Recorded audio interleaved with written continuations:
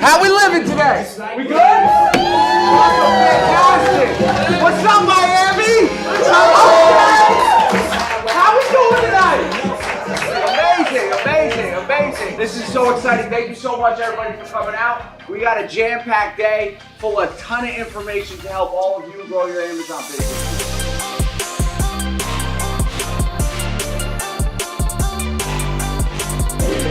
All right, so the external operations, the EOs, daily habits.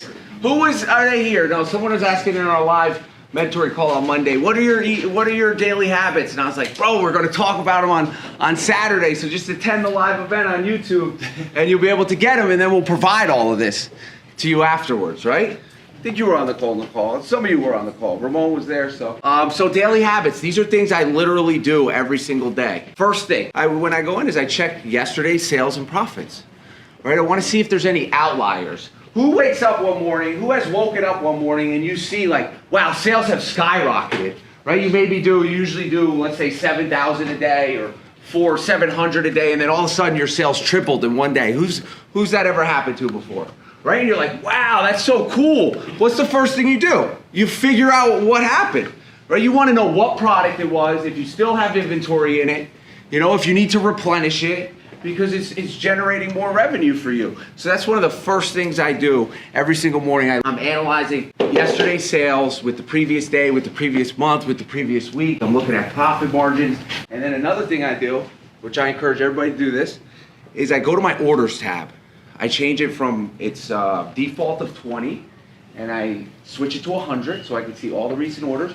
And I'm just looking for outliers. You should be looking for outliers of the morning sales. So from the previous night to the morning, and what I'm doing is just scrolling first 5 pages, and I'm looking like, okay, did this listing I just sold 80 of in the past 5 hours? Maybe I have an opportunity to go to my repricer and raise the price $2 to pull some more profit out of it. Because if it's selling that fast, it means somebody sold out. Right? Someone was dominating the buy box, sold out. I want to eat more. I want to make more money. So I'm going to raise it $1.50, $2. And then if I stop getting sales, you just put it back.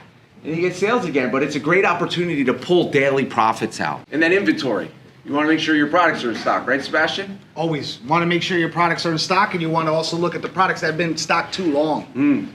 You have monthly fulfillment fees that Amazon's charging you for products that you're not moving. So typically, if we didn't intentionally order something for 90 days or 6 months, when we hit that 90-day mark and a product is still in the Amazon fulfillment centers, we're dropping the price, we're running coupons on it, we're checking our PPC, our wholesale PPC campaigns, we're doing some sort of discount to try to move this product, because we know by the way that we source, by the way that we analyze products, we could find a better product. We could find a winner. But it's sitting in Amazon waiting. Too many people just wait because they want to hit that 20% profit or 25%, 30%, and they're unwilling to drop it, even break even on it, just to move it out so you can find a winner. So you can get that cash back and find a winner. And then buyer messages, obviously, you gotta check the account health step, right? And that's kind of the last 3 things. So you gotta check your buyer messages.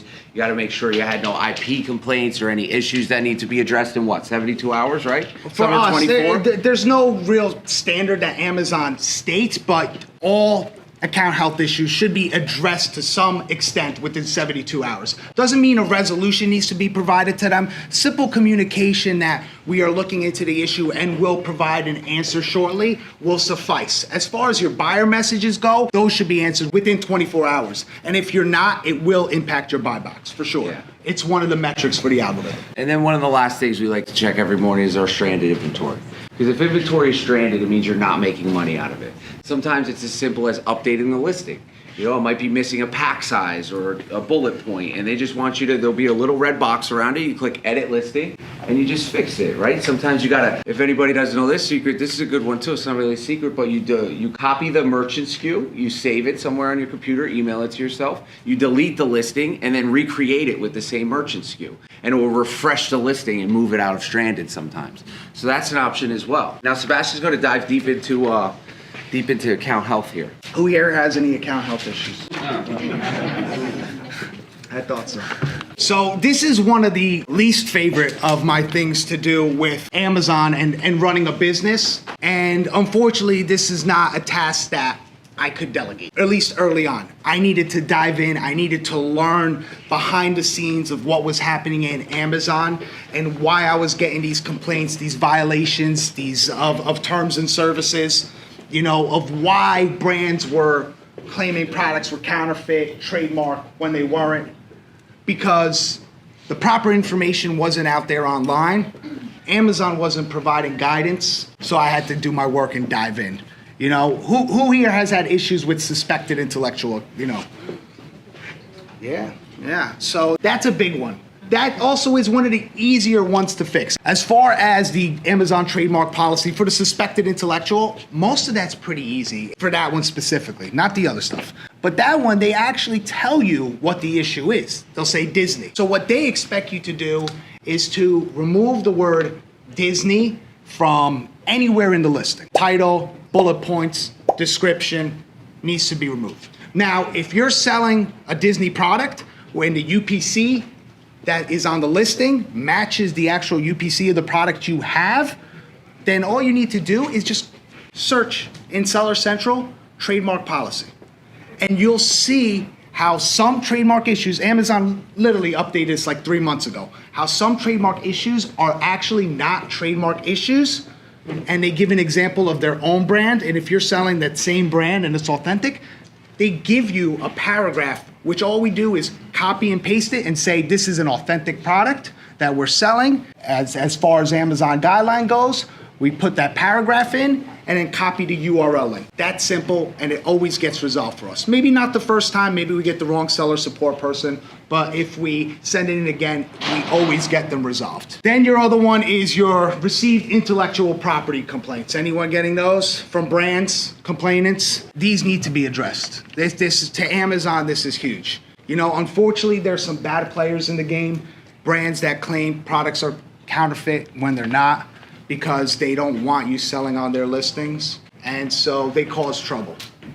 What you need to do, if you're not gonna hire a lawyer, which many of you aren't because there's just too many issues, you know, it's too prevalent, what you're gonna need to do is you're gonna need to reach out to the complainant. First, you gotta make sure you have the proper documentation. Does anyone know what the proper documentation is that you're gonna need when you fight back? The invoice, exactly, thank you, Ramon. You're going to need the invoice. That invoice is gonna have to have your Amazon business name on it. It's gonna have to have the address that you registered with Amazon on. It's going to also have to have the company's business name, the company's address. If the company's website is on there, phenomenal. A way to contact the company, phone number, email.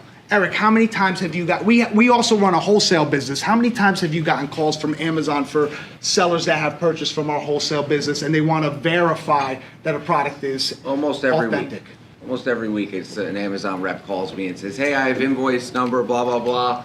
Can you confirm that this was purchased from your wholesale company? And then I just say, yeah, actually, I pulled up the invoice. Here it is. If you'd like a copy, let me know.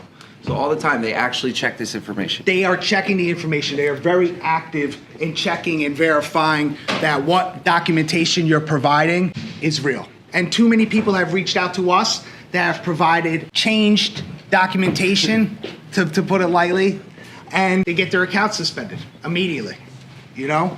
So you want to have the proper documentation. And if you have that, you're going to want to reach out to the complainant. And it depends, you have two sides. You're either going to want to reach out to the complainant and tell them, I want to resolve this issue. What way can we do it? Or you can try to fight it.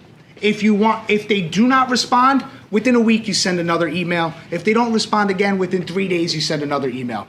Then what you do is you save that, you print it as an Adobe PDF, and you're going to provide all this information to Amazon. You're going to just tell Amazon that the last thing you wanted to do was get Amazon involved in this. However, the complainant was non-responsive, and so you had no other choice. Here's the documentation, here's my supplier information, here's the communication I tried to have with the complainant, but they were completely unresponsive. And for those two, it may take a couple of tries, but we always get them resolved. What's the last one? Product condition, You customer got complaints? product condition, customer complaints, Yeah. and authenticity, and a lot of those. Now Amazon's asking for plan of action for a new product sold as used. However, for a majority of those, invoices work. Just providing invoices. So now 2D box labels. How many people know about 2D barcodes for your boxes, for your shipping? Show of hands.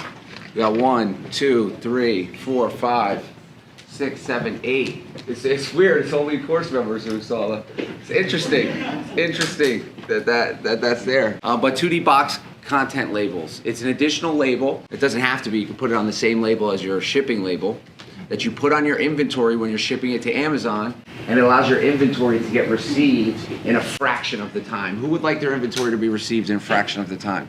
Right? Because what happens now when your inventory is received in Amazon, Amazon opens the boxes and they literally have to scan each FN SKU. And then it goes into these conveyor belts and it gets, split up to these different directions, and some go to this truck and some go to that truck. But when you start using these 2D box content labels, they just scan this QR code here. They don't even open it.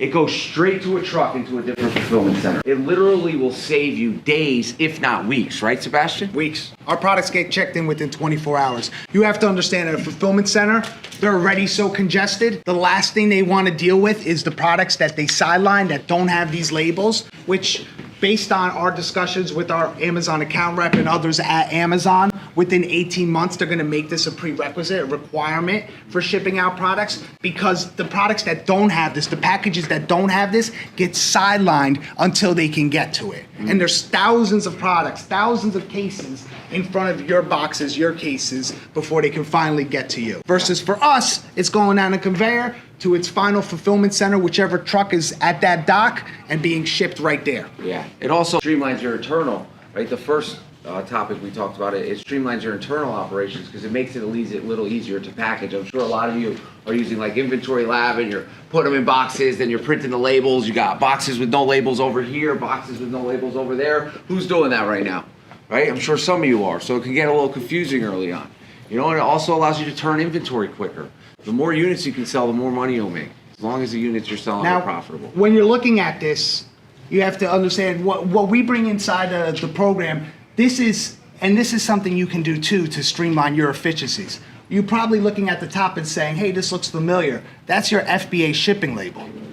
Underneath, we added the 2D box content, so now we eliminated having to put 2 labels on every box. We keep it to 1 box. That is fine with Amazon based on their policies. We have not had an issue, and it reduces cost of labels and also reduces the time needed to put that label on. Of course, you're like, oh, what's the difference? But when you're doing thousands and 10,000 and 100,000 different boxes in a month period, it takes up a lot of time. Yeah, we did the math. In a day, we send out about 2,000 cases, right? Like full cases. So imagine having to process 2,000 additional labels. It's like an hour worth of work, when you spread it over the course of all the employees. So you got to be thinking with the scale mentality. Like, because you might be like, oh, well, it's easy now. I'm only sending out 5. But if you can understand this early on, imagine when you're sending 50 or 500.